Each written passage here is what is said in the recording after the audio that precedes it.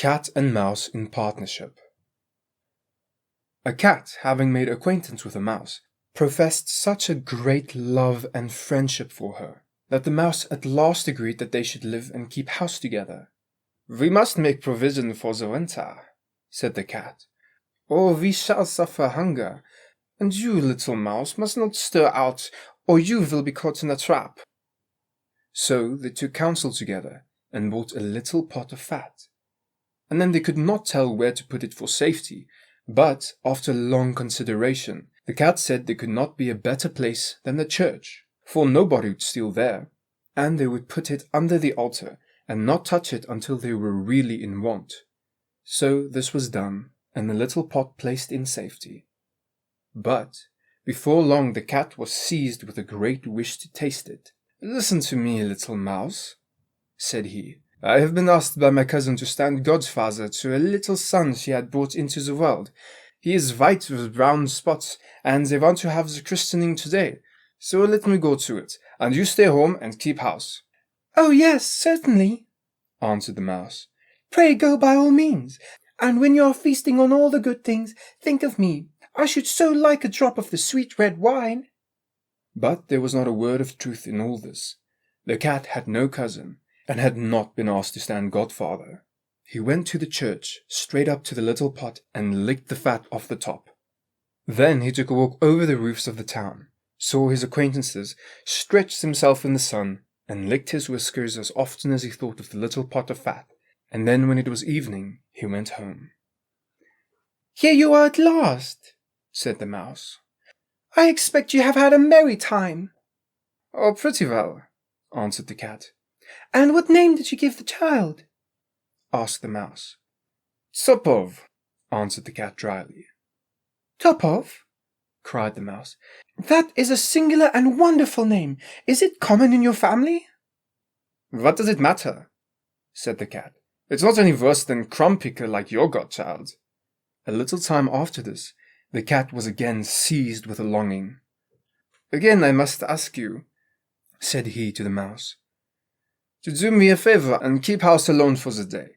I've been asked a second time to stand godfather, and as the little one has a white ring around its neck, I cannot well refuse." So the kind little mouse consented, and the cat crept along by the town wall until he reached the church, and, going straight to the little pot of fat, devoured half of it.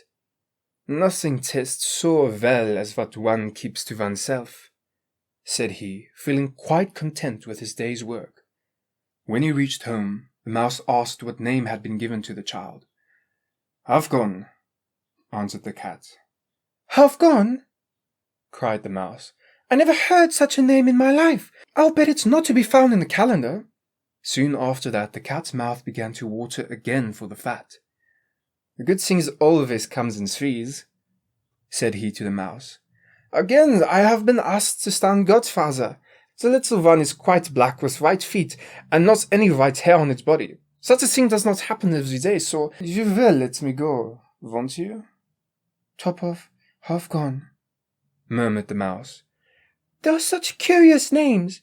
I cannot but wonder about them." "That's because you are always sitting at home," said the cat, "in your little grey frock and hairy tail, never seeing the world and fancying all sorts of things." So the little mouse cleaned up the house and set it all in order. Meanwhile, the greedy cat went and made an end of the little pot of fat. "Now all is finished, one's mind will be easy," said he, and came home in the evening, quite sleek and comfortable. The mouse asked at once what name had been given to the third child. "It won't please you any better than the others," answered the cat. "It's called Olgon." "Olgon?" cried the mouse. "What an unheard of name! I never met with anything like it. Olgon? Whatever can it mean?" And, shaking her head, she curled herself round and went to sleep. After that, the cat was not again asked to stand godfather.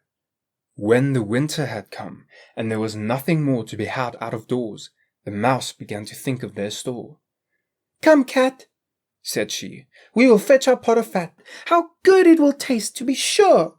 "Of course it will," said the cat. "Just as good as if you stuck your tongue out the window." So they set out, And when they reached the place, they found the pot, but it was standing empty.